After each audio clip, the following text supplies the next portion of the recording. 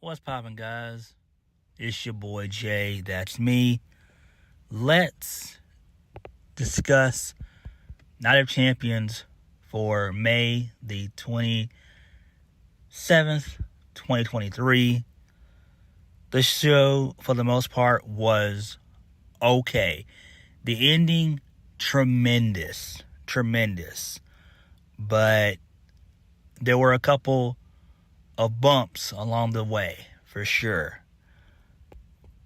And I feel like the ending is the only thing that saved the show. Like with what happened with the bloodline, that saved the show. That actually made the show. Because there were a couple of things on this show that actually confused the shit out of me. I was confused. I was baffled. I was shocked. One being Brock and Cody Rhodes, and the other one being AJ Styles and Seth Rollins. And we're going to go ahead and talk about that anyway. That was the first match. That was legitimately the first match on the show. Yes, I kid you not. It was AJ Styles versus Seth Rollins for the WWE World Heavyweight Championship. The match itself was solid. It was great. It was good. But we didn't need it. Not this early. Why couldn't we have gotten this as a co-main event? We could have got Brock and Cody, or we could have got Becky and Trish, or we could have got Bianca, Asuka. Why this? Why? This already shows us that this is going to be a work rate championship. This is the Intercontinental Championship 2.0. That's exactly what this is. This is nothing more than a constellation prize. And it's going to be treated as such. AJ did an interview earlier in the week saying such. Saying that, this is just a second-rate title. It's just a constellation prize, like I just mentioned. Again, I enjoyed Seth Rollins versus AJ Styles. The match was solid, but it felt to me more so like what we would get on a Raw. Like, they didn't go all out for it. They didn't. I enjoyed it. The match had some good spots in there. In the end, Seth was able to win via the stomp. Just one stomp for the 1, 2, 3. Okay, cool. But I wish they would have done a lot more, But beggars can't be choosers. The match was fine. I'm not going to hold you guys up. Now, the question is, who's going to be Seth Rollins' first challenger? Hopefully, it'll be Drew McIntyre. I've mentioned this before, that Drew McIntyre should come back and him and Seth Rollins should feud throughout the summer into the early fall for the WWE World Heavyweight Championship. I think that would be tremendous. Have Seth hold it for a couple months, lose it at SummerSlam, and have McIntyre be the face of Raw. I'm saying the dominant heel of Raw outside of Gunther. I think that would be tremendous. Why? Because I have a feeling that this is just going to be nothing more than the 2018, early 2019 version of Seth Rollins. That's basically what this is. That's what it's going to basically amount to, if we're all being honest here. So, congrats to Seth. I'm glad he won. It made sense. But, again, we really didn't need this to go on first. This really could have went on in the co-main event slot. But the crowd was very much into the match, though, for sure. Moving on.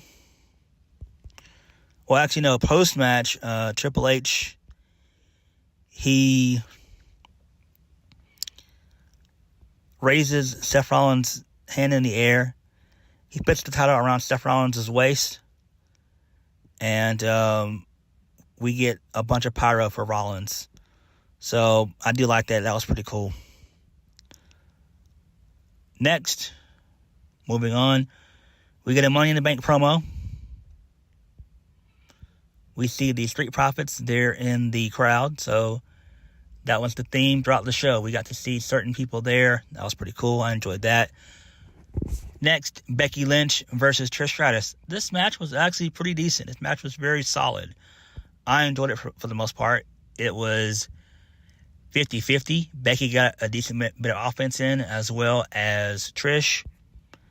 Towards the end of the match, Trish, she got under the ring, and I thought she was going to pull out like a steel chair or a kendo stick or something like that, but that wasn't the case.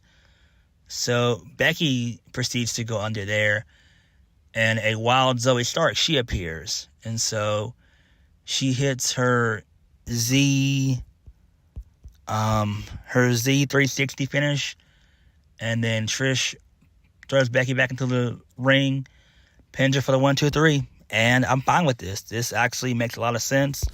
I've heard a couple people online mention that Trish Stratus needs a heavy.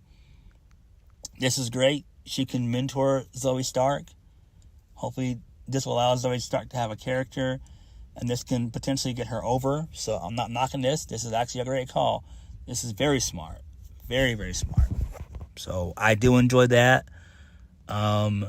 This will allow their feud to actually continue, which I do see it lasting probably a little bit past SummerSlam, maybe. Because I'm pretty sure they're probably going to run it back at Money in the Bank and then again at SummerSlam. Because Money in the Bank and SummerSlam are just a month apart, literally. Like just 1 month. One's in early July, the other one's in early August.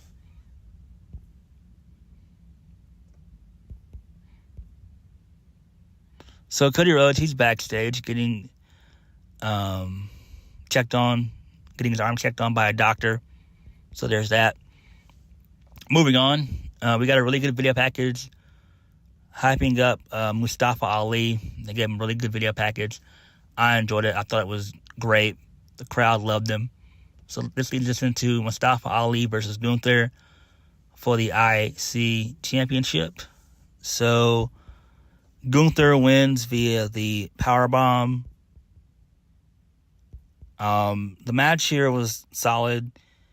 They gave a couple of hope spots to the crowd when Ali was able to hit not one but two 450 splashes on Gunther, and Gunther was able to kick out. So we knew that Gunther was going to retain anyway. I don't know what's next for Gunther. I really don't. They should have somebody in mind. I assume they're probably going to slot him in the Money in the Bank.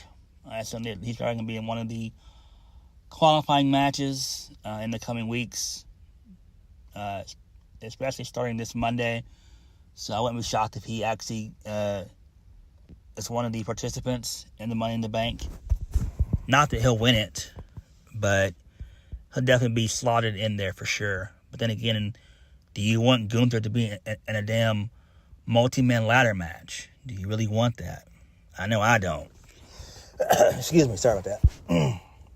I need to get some water. I apologize. Give me 1 second, guys. All right. Sorry about that. So, LA Knight, we see him sitting in the crowd. He gets a really good pop.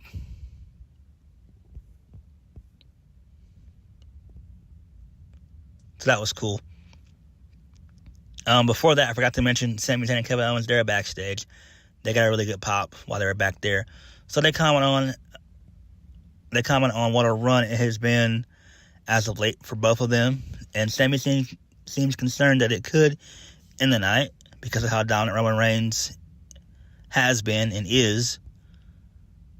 Kevin Owens, he's annoyed by this idea, and he shoots it down.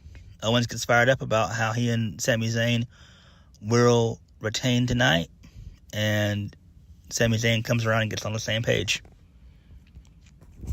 Next, this leads us into Asuka versus Bianca Belair, WrestleMania rematch for the Raw Women's Championship.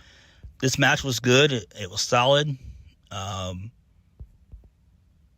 Towards the end of the match, Asuka sprayed some mist on her hand. Bianca was going to go for the KOD. Asuka puts her hands in the eyes of Bianca, and she hits not one but two roundhouse kicks, one to the front of the head and one to the back of the head. 1, 2, 3. New Raw Women's Champion, Asuka. Makes sense. This was the right decision. I think what they're going to do now is they're probably going to just thrust Asuka to Monday Night Raw and send Rhea to SmackDown. I think that's what they're going to do. It makes the most sense. What they really need to do before they do the title unification match, they really need to kind of get rid of both the Raw and SmackDown Women's Championships and give them like the Women's World Championship and the WWE Women's World Championship, kind of how it was years ago.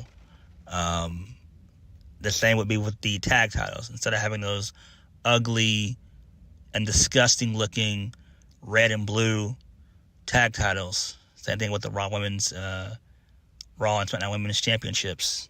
Those look atrocious. But this was, to me, the right decision here. It makes sense. Bianca Belair had a great reign. She lasted well over a year as champion.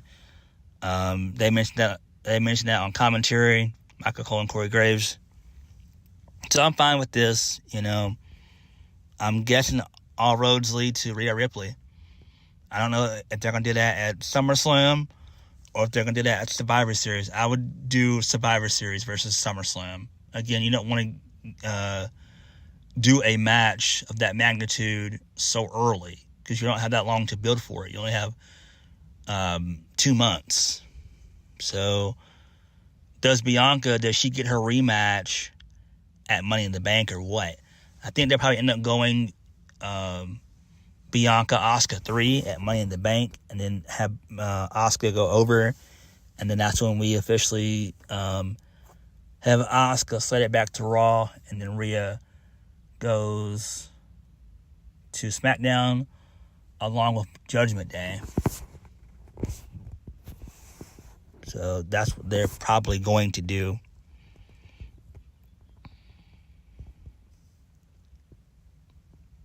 In post-match, Asuka, she's all smiles.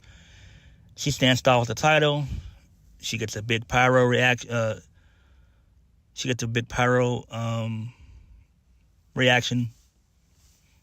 So, the pyro goes off, a little bit of pyro. Kind of like it did for Seth Rollins. So, that was pretty cool. Moving on.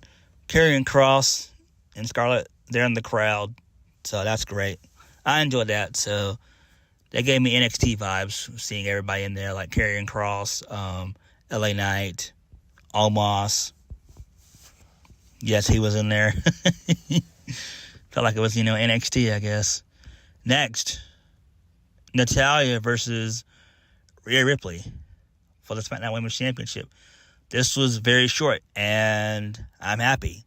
So Dominic, he distracted Natalya, and Rhea threw Natalya into some steps, did a couple clotheslines and power moves. She hit the Riptide. 1, 2, 3. Rhea retains. I loved it. This was great. Absolutely great. Triple H did the right call here. This was great. We needed a squash match right here, and this was perfect. This was absolutely perfect. Everybody knew that Natalya wasn't going to win at all, period. Natalya needs to get off television. She needs to either go and be a backstage producer, go have a child, do something. But I'm tired of seeing Natalya on my damn television every single week. Seriously. She doesn't have it. Let's just be honest. I'm not being mean. I'm pretty sure she's a nice person in real life. But her on television as a wrestler? No. No. So right call here. Let it Rhea retained. So Rhea and Dom post-match, they celebrate. Moving on. Byron Saxton, he's backstage with Seth Rollins.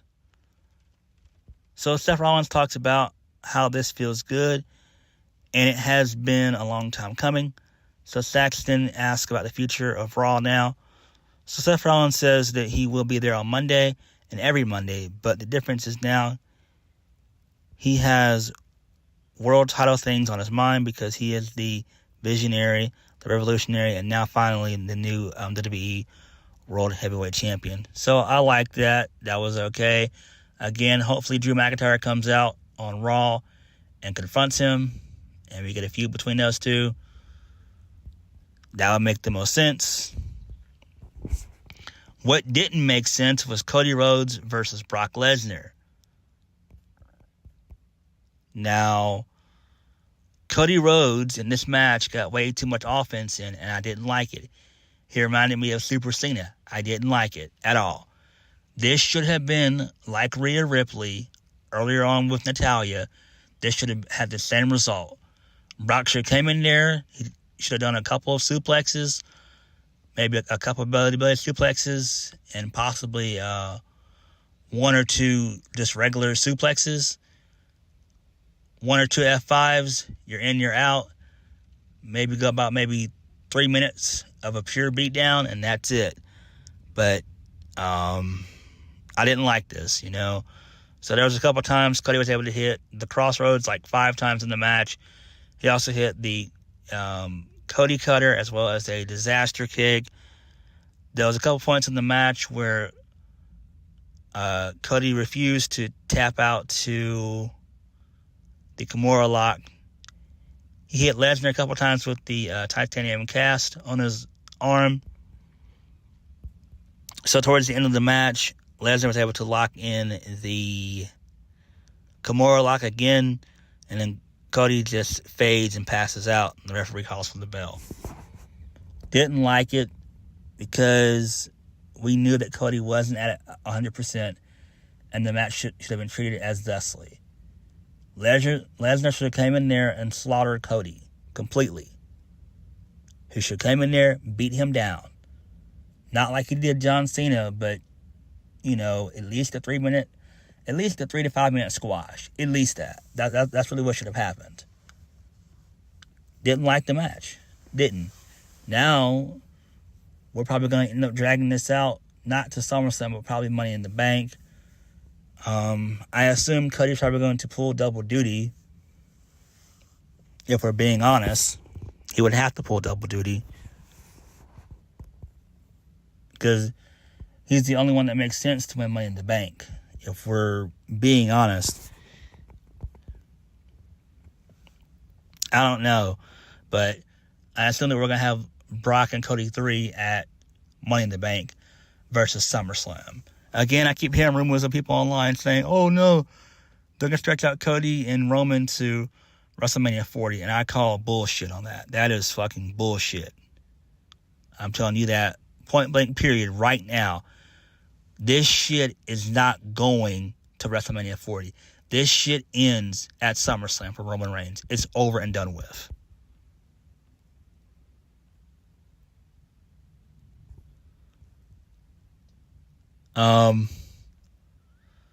So post-match, Lesnar, he keeps on locking the hold in.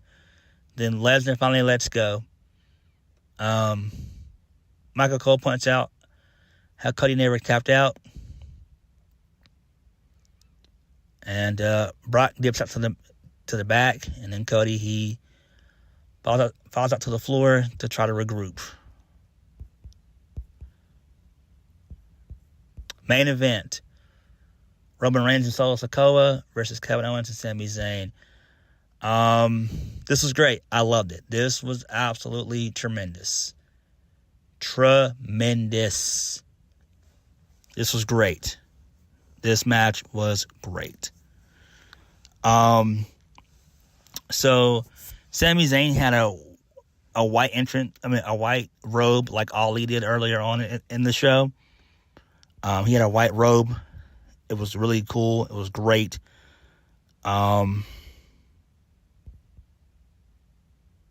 So Mike Rome was getting ready to do the formal introductions.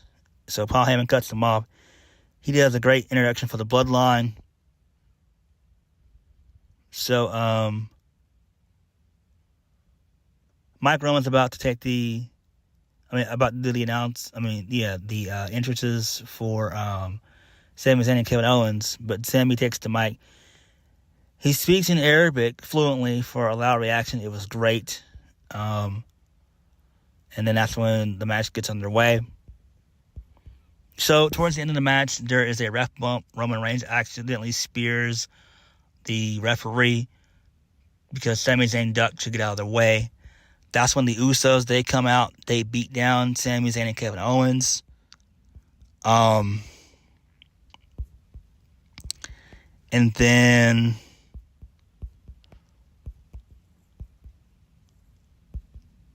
hold on, let me continue to read on what the site says. So Jimmy and Jay, they hit the ring. They attack Kevin Owens and Sami Zayn. They put the announce table on top of Kevin Owens. So the Usos, they get into the ring. They super kick Sami. They go for a double super kick. Sami dodges that, and then they accidentally hit Solo. And I was like, oh, shit. And Roman sees this, and he's pissed times 1,000. Like, he's irate. He's going ape shit. So he shoves Jimmy. He shoves Jay. He's heated. So, Jay begins to plead with Roman, and Roman yells at him, and he tells Jay to get out of his ring. Jimmy super kicks Roman from the side to a huge pop. Like, I was like, oh shit, they're actually going there. So Jay, he yells at his brother, he yells at Jimmy, and says that he's got to be better than that. And then Jimmy, he has a heart-to-heart with Jay and says that he's telling him what he's doing, what Jay should have done a long time ago. And then Jimmy hits another super kick to Roman, takes him out. Jimmy says it's all about him and Jay now. No more Reigns.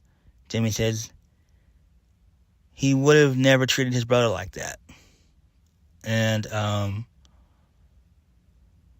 so Jimmy and Jay, they dip out. Jay yells for Roman, and he calls him Joe. Owens runs back in. He hits a stunner on Solo. Sami hits the haluva kick. 1, 2, 3. The Usos retain.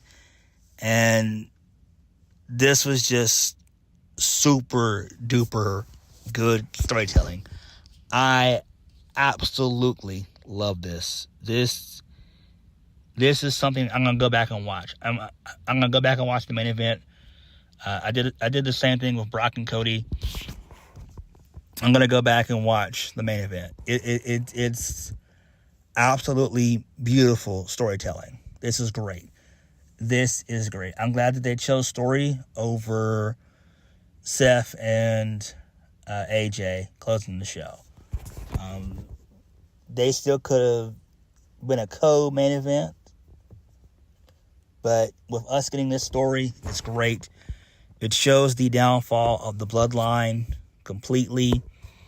Again, I've said this for a while. The Bloodline story has now officially transcended championships. Roman needs to lose the title at SummerSlam to Cody Rhodes. How we get there, I don't know. I'm hoping Money in the Bank. But what we got with this, it tells you that Roman is damn sure going to lose those titles very, very soon. I'm talking soon, like SummerSlam soon. Because he's going to have to defend his title at both Money in the Bank and SummerSlam. I doubt if it's going to be against the Usos, because why would it be? Again, that doesn't need championships attached to it. That's for Cody to come in and do. Cody should be the one to dethrone Roman. I loved it, though, because it makes me wonder, okay, what are they going to do with Jey? Is he going to get in line and side with his brother? Then it also makes me think about Solo. Is Solo going to be the one that cost Roman his championship at SummerSlam if he does face Cody? So people got to realize, and I think what could end up happening here is where Solo, Jimmy, and Jey, they all turn on Roman. Jimmy's already done it. Jay's done it. Jey basically strikes me as somebody who wants to do it, but he's still there. He's trying to find something. I mean, he's trying to still hold on to Roman. He wants to follow Roman still. He wants to be by Roman's side, but he knows that his brother is always going to be his brother. That's going to be him for life. Roman's just his cousin, but Jimmy is his brother. Same thing with Solo. So it could be where we see Jey at some point in time align with Jimmy and dip out, and then that causes Solo to say, hey, look, my bros have dipped. Maybe I need to do the same thing and screw Roman, and we just become the bloodline ourselves, where it's Jimmy, Jey, and Solo, and Roman's all alone by himself. So I think that's what they very well could do, and that could be a possibility. But Night of Champions was a okay show for the most part. I enjoyed it. The Roman Reigns, Jimmy Uso stuff, tremendous. AJ and Seth Rollins, that was decent. Bianca losing to Asuka, that makes sense. That was decent as well. So all in all, the show was okay, but the Bloodline stuff was fucking phenomenal. But what did you guys think? Please hit the like button, comment down below, and subscribe for my videos. And I'll catch you guys later. Peace.